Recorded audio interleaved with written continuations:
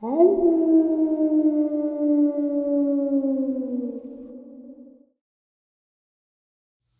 and salutations, everyone. I hope everyone is doing well today.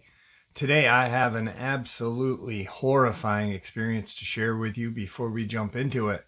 Couple links. As many of you know, I rely on Patreon, PayPal, channel membership, and the merch to help the channel to continue to grow and go. Links to Patreon, PayPal, and channel membership is in the description below.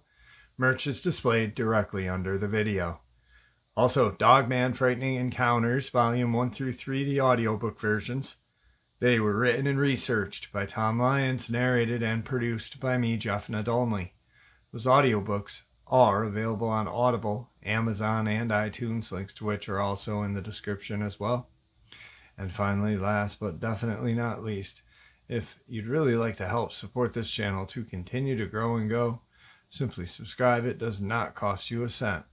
Click the like button, takes half a second. If you don't want to miss out on any of the informative uploads I put out daily, click that bell icon, and folks, please leave a comment. Why? Well, because all of these things really do help the channel to continue to grow and go, and yes, folks, they definitely do matter. Now, everyone, I have taken far too much of your time. Let's jump in to today's upload, shall we? Okay, so update on the Gila National Forest / encounter. So about a year ago, a subscriber and his dad, or both are subscribers, reached out to me, and the father's name is Robert and the son is Robert also. They just call him JR or Junior. JR was an avid outdoorsman, always enjoyed hiking, camping, anything in the wilderness, anything to do with the wilderness he was involved in. From the time of being a young boy, being in like Cub Scouts, all the way up to being a Boy Scout. He was a skilled rock climber. Actually, Robert himself, back in the day, was a skilled rock climber as well. And just really decent people, really good people. Robert Sr. had put me in contact with a few people. Junior's experience, he was hiking in the Gila National Forest region. And he was pretty deep in the area. He had parked down a ways from the entrance to the cave dwelling area. And he was a couple miles in. So it wasn't a quick trip in, a quick trip out. And what happened was he had heard some kind of strange noises. He proceeded to kind of hide himself, and he ended up backtracking because he wanted to find out what these noises were. What he heard was kind of an animal in pain, a lot of growling, a lot of fighting. And what he thought was possibly a poacher or something had, shot a wolf or a bear or something, and he wanted to check it out. So he ends up backtracking on this trail that he was on, a very remote trail, not one that's traveled often. And what he sees is this enormous dogman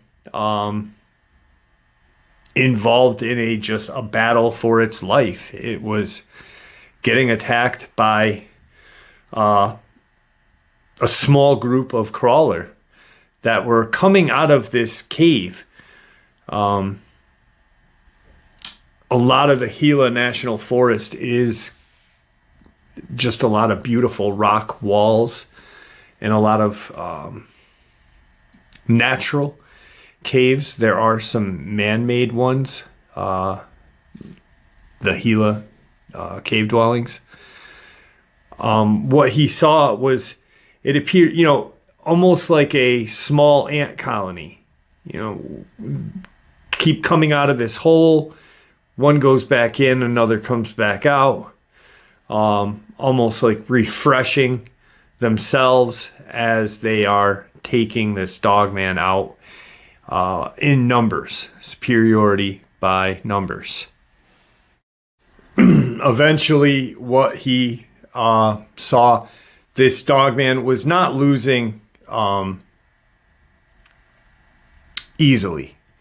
It had smashed one or two of these crawlers, causing damage, but with the constant refreshing of crawler and the multiple on this creature, it didn't really stand a chance.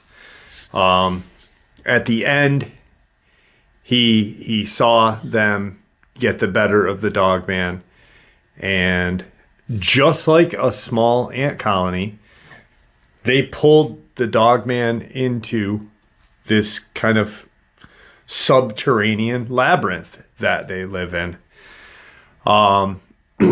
That freaked him out, and he proceeded to jog down this trail, all the way hearing kind of something fouling him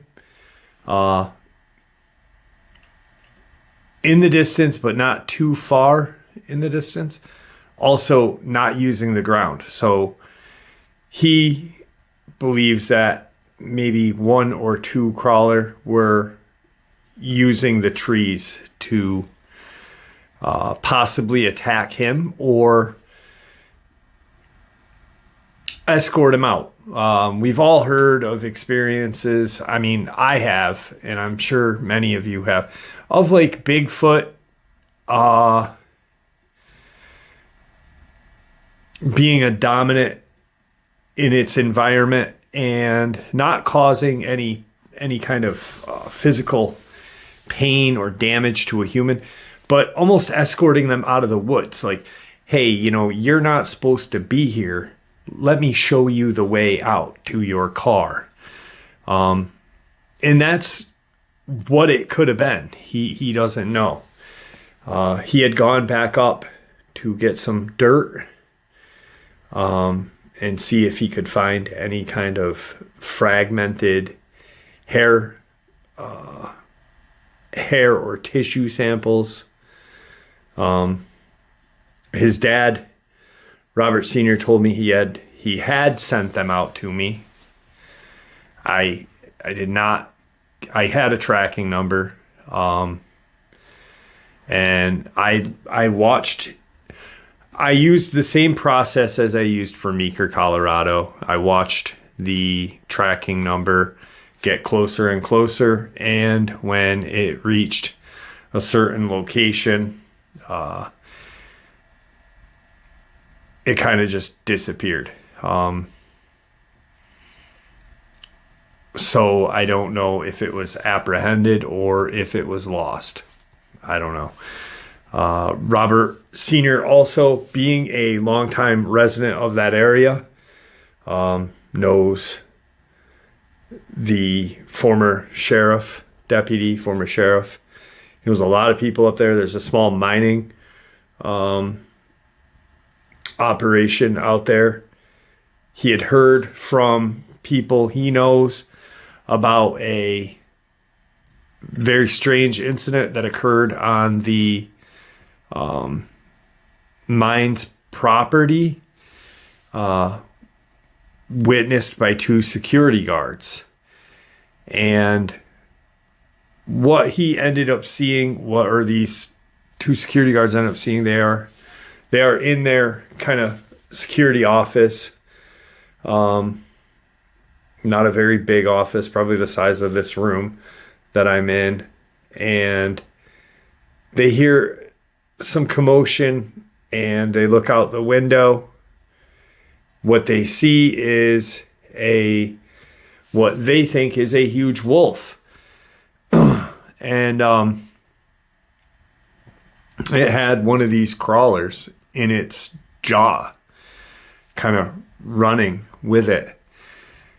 They thought that this wolf, they thought first that it was just a large wolf and that possibly it had stolen a baby, because it was a small, not a very large crawler. I don't think they get very large anyway. I think the max I've ever heard of one is being like 6 feet, 6.5 feet, which is bigger than I at 6.5 feet, but not bigger than a Dogman or a Bigfoot. So they immediately go out because they're like, what the hell? As they kind of go out, they hear these shrieks and trills, and behind this Dogman, they notice these eye shines, and they see these crawlers coming out of the surrounding deserted area, pine and a lot of brush. They're in one of their trucks at the time. Shots are fired. The Dogman drops the crawler and takes off running.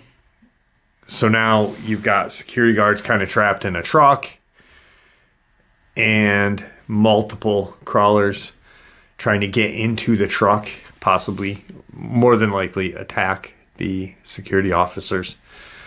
And there's just a lot of other kind of crazy experiences that have happened out there. This is an experience that I'm going to share with you right now, is from a friend of Robert Sr.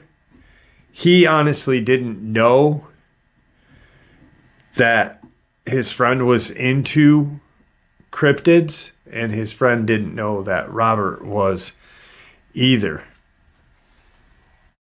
So throughout the years of Robert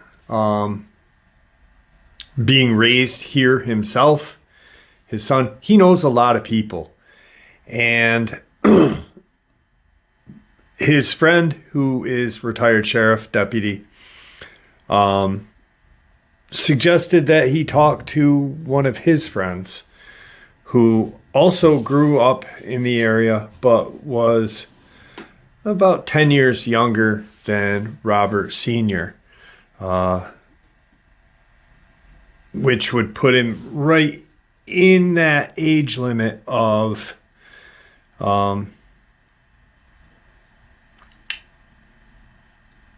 near retirement. So in this area, a lot of caves, a lot of canyons. This man that this sheriff deputy introduced Robert Sr. to was a former Gila National Forest park ranger, but he was a guide for the cliff dwellings. He had always wanted to be a park ranger growing up in the area, having fond memories of camping, hiking, and whatnot in that same location, like JR and Robert Sr. So there's a couple different kind of breaks in the Gila River. There's Middle Fork and West Fork Gila River. In part of the Middle River, or part of the Middle Fork, you can actually walk, going hiking. You walk right through this river. It's probably a foot deep in some parts, deeper in others. Excuse me. So this former park ranger slash guide for the Gila National, or for the Gila cliff dwellings. We'll refer to him as, excuse me, we'll refer to him as Stephen. And he had been camping out there for a couple of days. He was with his older brother, and something they did quite often. They are kind of north of the cliff dwelling region, a couple miles actually north of the cliff dwellings, and just camping and hiking. They both got, good sized packs on them. Anything they need, they have. Portable rods for fishing, the tent, you name it. They've got it for a couple days of what they planned on doing. They get to this region in this Middle Fork part of Gila River, and they start to walk through, because that's the way the trail goes. You literally have to walk up this water region. Sorry about that. I got a frog in my throat tonight for some reason. So they're on this portion of the trail, which they have to walk through this kind of really shallow part of the river. And all along the sides of them are these small little cave openings, created by nature, not man-made by Native Americans, possibly lived in by Native Americans hundreds and thousands of years ago. But they had this feeling like they are being watched. Stephen feels it first. He doesn't say anything to his brother. But he really feels like, hey, something is wrong. I feel like something's watching us, or someone's watching us. They haven't come across any other hikers nor campers in quite some time, which was a rarity. And they just keep walking, paying, they both, after a while as they're walking, Stephen says something to his brother like, hey, I've got this kind of weird feeling, like we're being watched. Do you think possibly we're in danger? And the brother says, I've got that feeling as well, but don't worry about it. We're good. So they get to this area where the trail kind of comes out, and they can actually camp, or set up camp along the river. So they're camping right like 25, 30 feet from this, shorelined river. It's absolutely gorgeous, but there's no beach or anything. It's just small little river pebbles and such. And they set up their camp because, it's getting near dark. They wanted to have a chance to get a fire pit set up, set their camp up, start dinner, and just relax. They'd been hiking for quite a while that day. And plus their nerves were kind of just shaken because of the feeling of being watched. So they then make dinner, and they don't hear anything. They can hear the water. They don't hear any kind of nature's wildlife in the nighttime, which is rare because, usually you're going to hear owl or any kind of varmint, whatever. But they don't hear anything. They hear the river. And they start to notice that. They start talking about that, like how weird it was to feel like they were watched all day, and now it's almost like minus the river, nothing else is around them.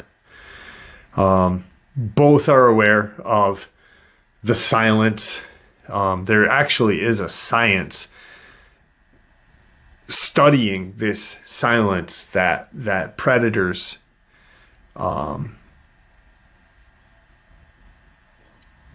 create when they're around. So they're both like, all right, they don't have a firearm with them. We're talking early 80s. And, they've got knives. They've got probably a hatchet. Nothing major. No kind of serious weapons. Wooden hiking sticks. And so they're like, they've never needed it. They've never needed any kind of weapon before. They eat their dinner and they settle in for the night. They get in their tent and they proceed to go to bed.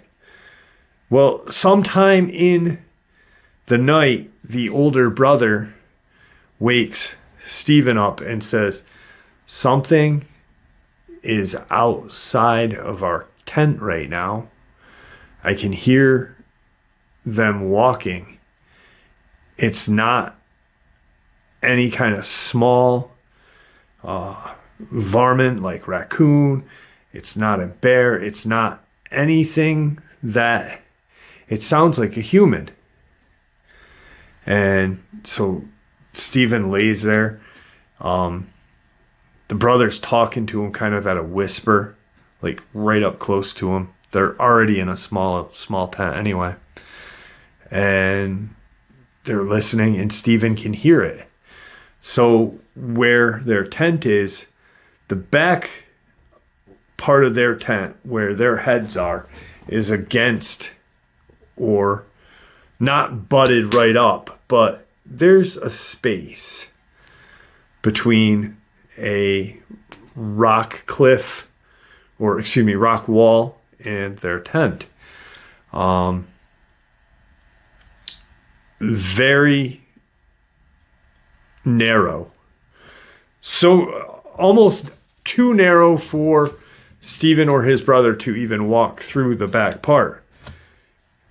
What freaks them out the most and really puts them on edge is when they hear something right behind Stephen's laying there on his, in his sleeping bag, brother's in his sleeping bag talking to him, and they hear it right by their heads.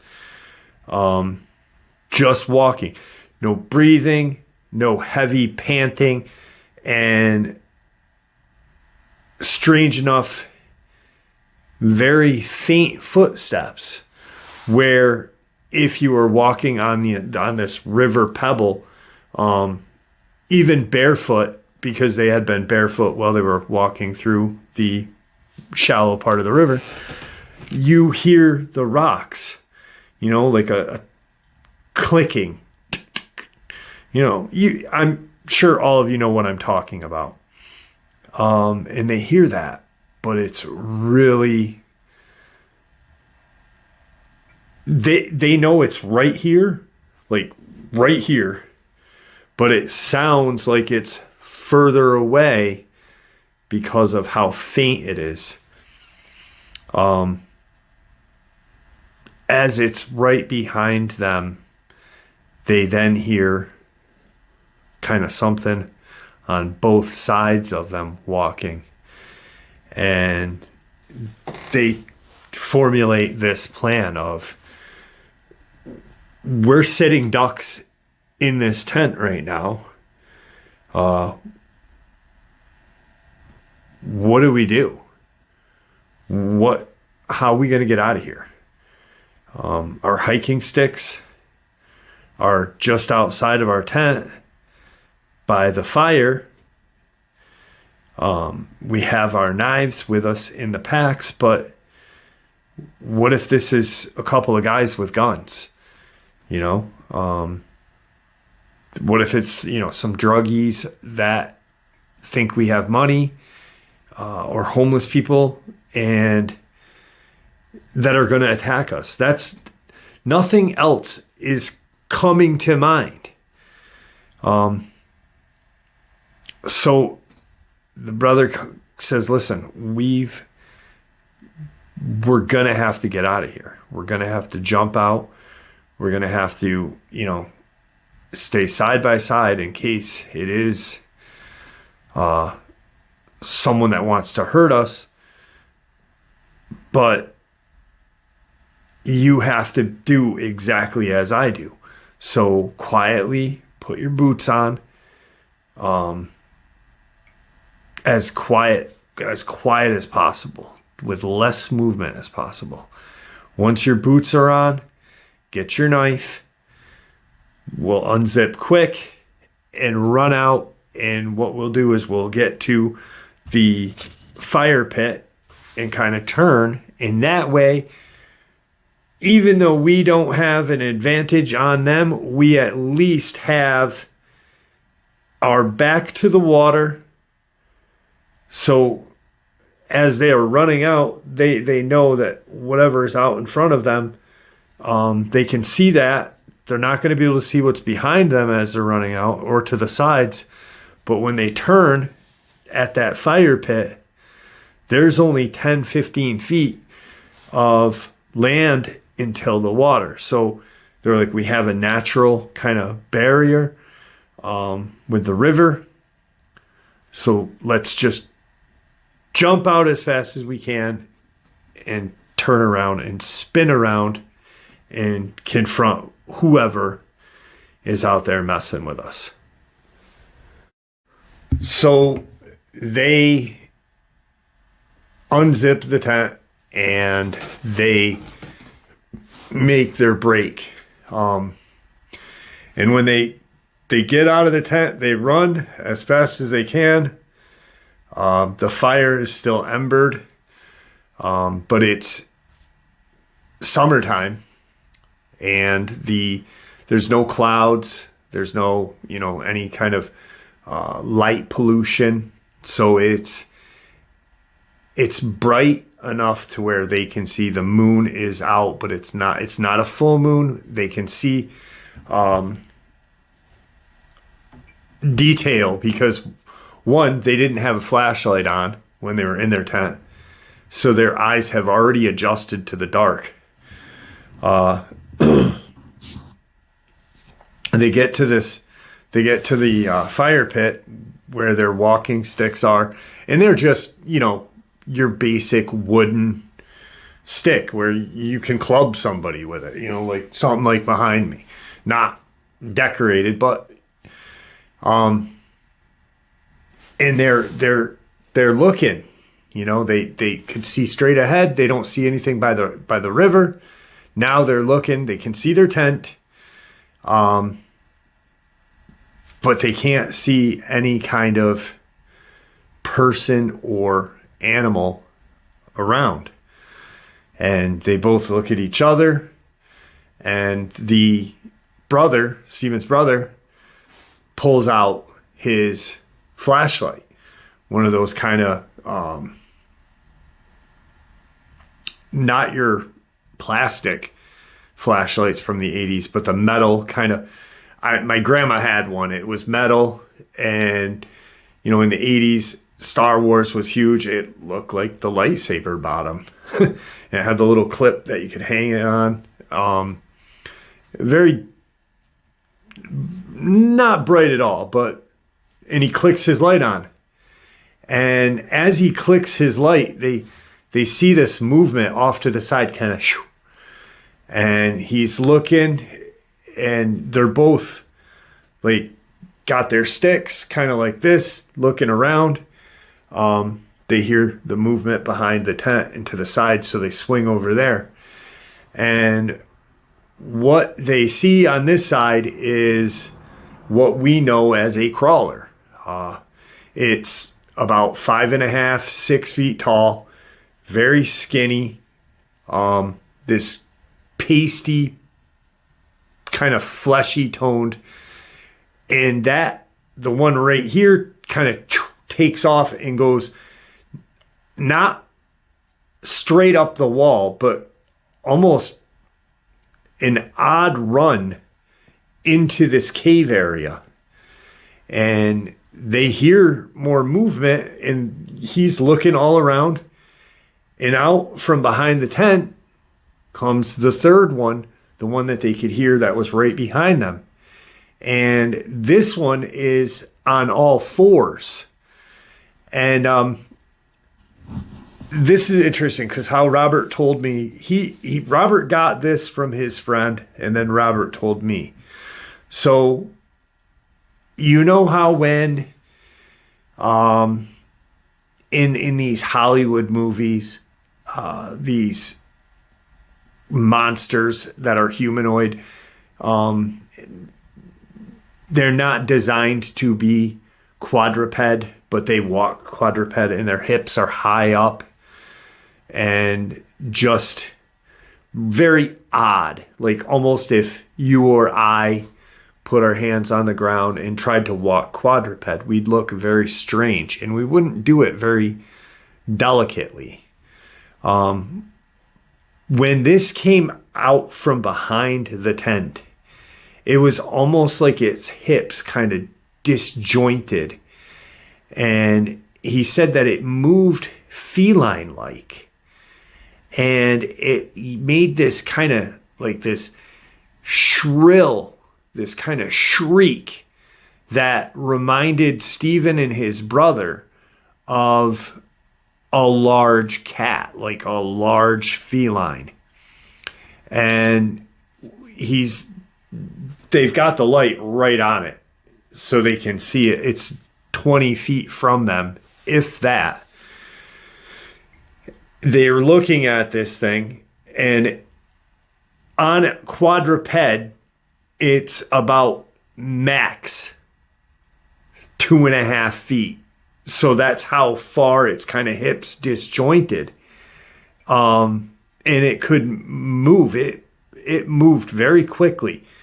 And he said that when the other one went up that hill like that and into that cave, it didn't run bipedal. It did quadruped into the cave.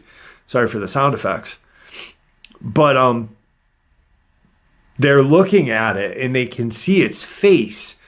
And they don't make out ears.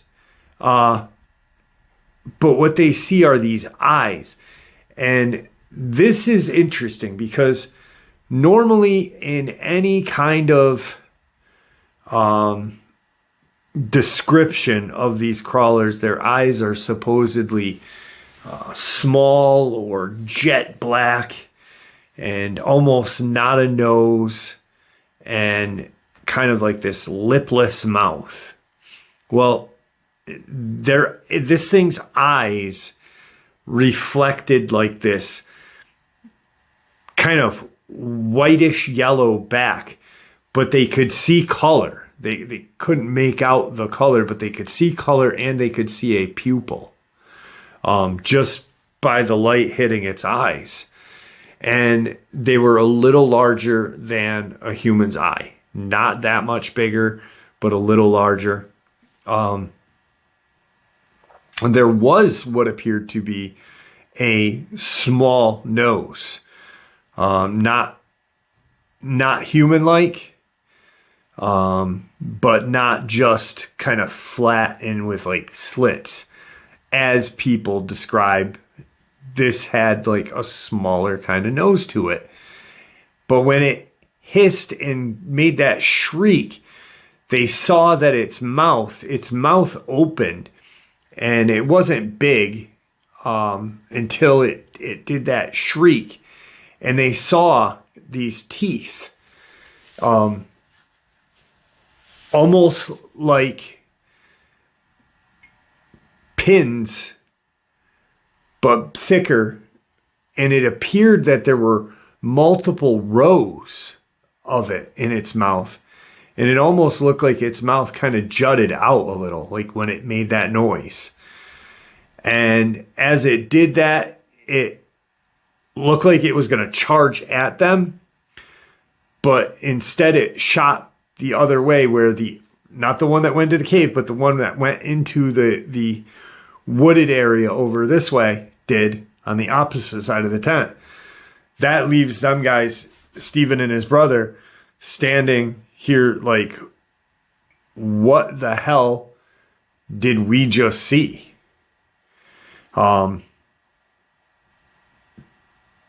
They're talking about it like, what was that? What do we do? We've got about another 6 hours of darkness. They decide they've got some firewood, not a lot, but they've got enough to where there's enough dead pine and scrub to collect and put in the fire to keep a small fire going for that time being until dawn breaks. And that's what they do. So as they're sitting by the fire, too afraid to go to their tent to get the rest of their stuff, and too afraid to even move, so they've got their back to the water and just looking out at them. I asked Robert, I said, well, why did they have their back to the water? Were they convinced that these things weren't going to go through the water? And he said, I don't know, to be honest. He said it just seemed like the smartest thing for them to do because there were no other kind of ways of it getting behind them. They could see, there was no kind of cliffs over here or walls, not cliffs, excuse me, I said it again. No walls and no scrub pine or, brush. It was just water. And if one were to come behind them, it would have to go through that water to where they could hear it better. Over the babbling of this very shallow part of the river right there. So as they're sitting there through the rest of the night, they hear these shrieks. They hear this, what they always thought was a fox or a kind of mountain lion sound. Once again, these guys have been camping in this area all their lives, hiking, camping, fishing, doing stuff with their dad, So they've heard what fox. They've heard supposed mountain lion. And now, after what they just saw, now they're hearing these noises of what they always associated with to be fox or a mountain lion or a bobcat, just something of nature. And these things are sounding just like what they always. So as they're sitting there talking, they're like, that sounds like a fox, They realize that these things are actually communicating with each other. You've got some on this side, and then you hear the echo from the one that went into that caved area. So finally, daybreak hits, and they can start seeing more around them as the morning keeps coming. And it was very eerie for both of them at one point when it was just starting to get bright. This man, Stephen, told Robert that was the scariest part of the night for him, was when the sun was just starting to come up, because it was still dark, and it was still dark over by the walled area where the caves were and where the scrub and even to where their tent was. But because of where they were and the opening of the river area, the light was coming more there. And it got brighter and brighter. This whole time they can hear movement. Once probably an hour before it started to really brighten up is when these things stopped communicating with each other. They could hear the movement off to the side where the scrub pine and everything else were, but nothing on that walled side where the cave was.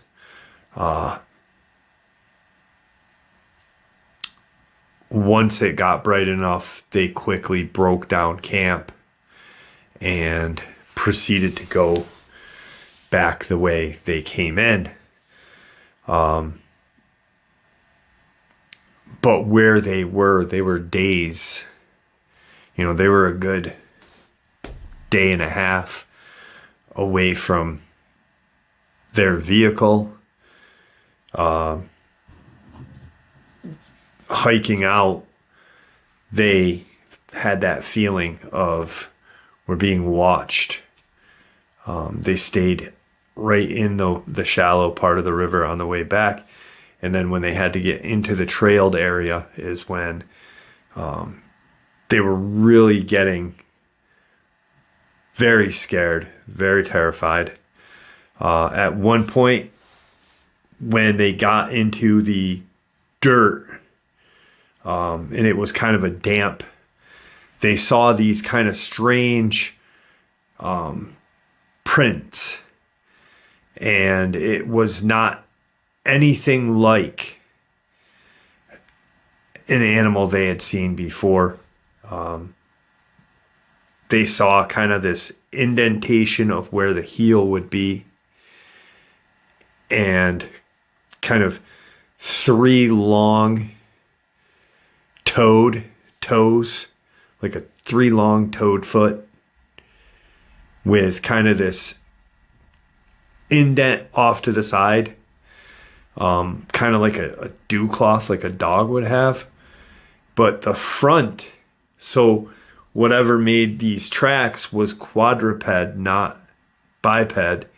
The front was very different than the back. The front almost looked like a very narrow hand, but the finger/claw that was making the prints was almost 8 inches. So the front part was close to a good foot with the palm and then the clawed part. The 3-toed foot, the back, was somewhere about 7 to 8 inches.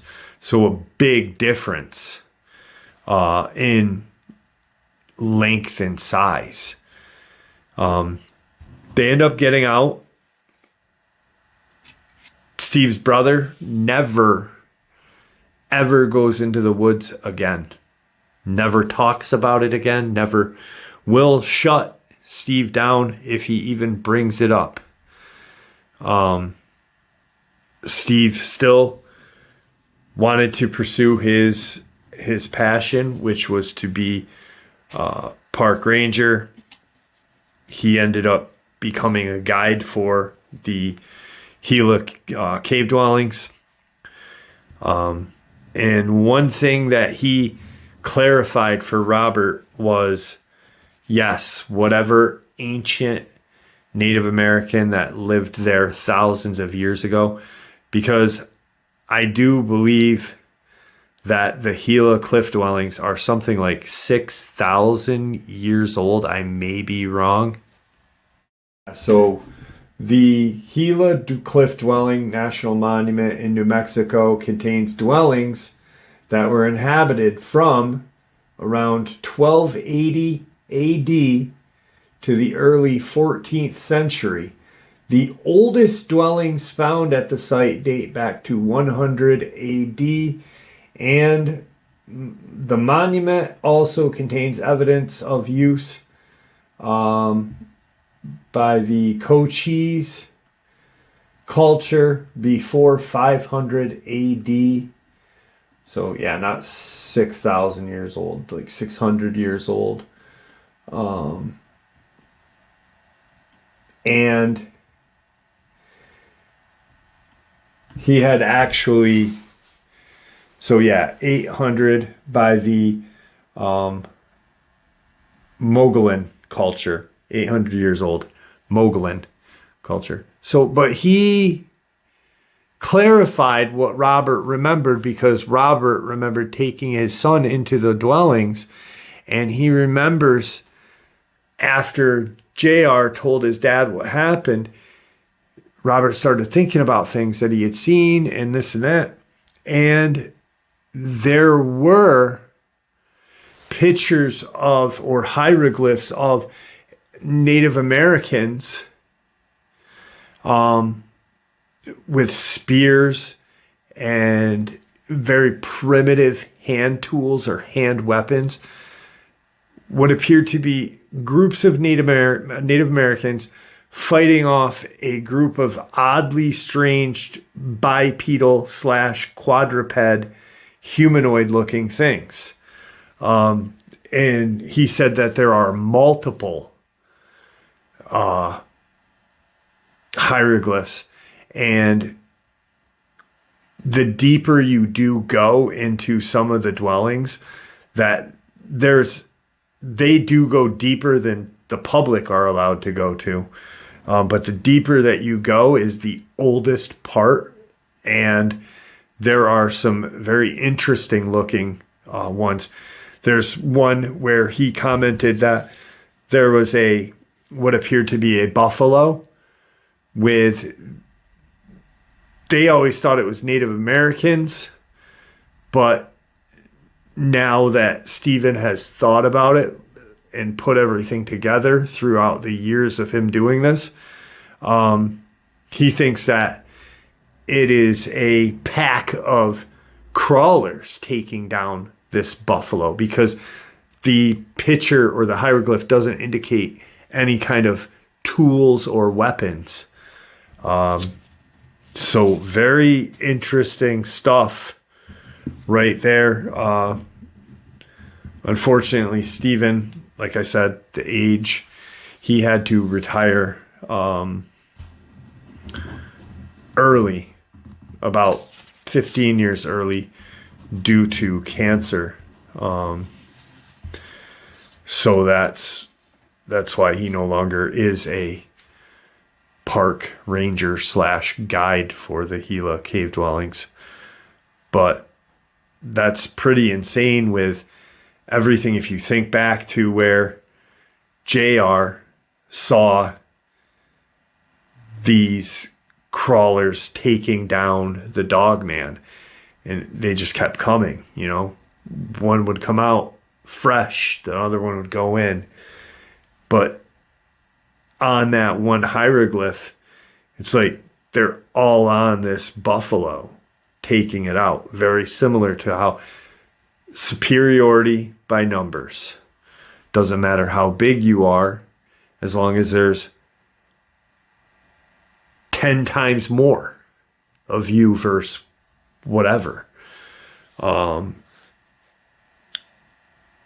these crawlers have been around for longer than what I thought. I used to think that these deep underground military bases, these things were created by, possibly our government / the alien agenda or the alien race that live under these cliffs and dwellings. The Lemurians, the reptilians, the Greys. But what's interesting is that that's not the case. Maybe they were created just by the reptilian or the Greys prior to humanity even helping create these domes. So, and also, there is something like 5 deep underground military bases in the state of New Mexico. So it would make a lot of sense for these crawlers to be there in numbers, if in fact they were created by an alien race, or maybe some kind of offshoot alien race. Who knows? But yeah. So quick update on the little boy out of Bancroft, Canada. So I emailed him, the guy who shared this attack that I shared yesterday about the little boy that was savagely attacked by a canine type animal, lives out that way. Actually, he lives like 10-15 minutes from Bancroft. He knows exactly the area where this little boy was attacked. He said, I said, what's going on? This case is tightly lipped, which once again leads me to believe that this is a cover up. This little boy was attacked by not dogs, but by a canine type creature. He said, yeah, there's not a lot from news agencies, but there's a lot of letters or a lot of writing in local newspapers, whatever it may be. We have a couple newspapers up here, but there's like Free Press. There's some information in there. So I said, do me a favor if you could. Keep your ears out, and if you do come across like an article in the Free Press or an article in whatever you have, take a picture of it so I can read it, because I'd really like to stay on top of this case, because it has such a Corey Godsey vibe to it. A little boy, a young man, savagely attacked. I mean, thank God he still has his life, but yeah, it's definitely a tragedy. So with that, guys, I hope you enjoyed this upload as much as I enjoyed sharing it with you. A lot of great information, and to me, and every encounter gives me something new. It gives me a new connection. It gives me a new piece, a new kind of Lego piece or puzzle piece. And there you have it, folks. Today's upload. I do hope you all enjoyed it as much as I enjoyed sharing it with you. I'd like to thank you all for supporting the channel. After all, it is your support that keeps this channel growing and going, and what gives us all a place and a chance to share our experiences and theories, judgment-free. Everyone's simply treated with the respect that we all deserve, so thank you. Please, everyone, stay safe, happy, healthy, and ever vigilant, keeping an eye on our children, pets, family, and friends. These creatures are real. They are out there and dangerous. Share this information with those you love and care about, and it may just help save their lives someday. Until next time, never stop asking questions, never stop searching for the truth, and God bless.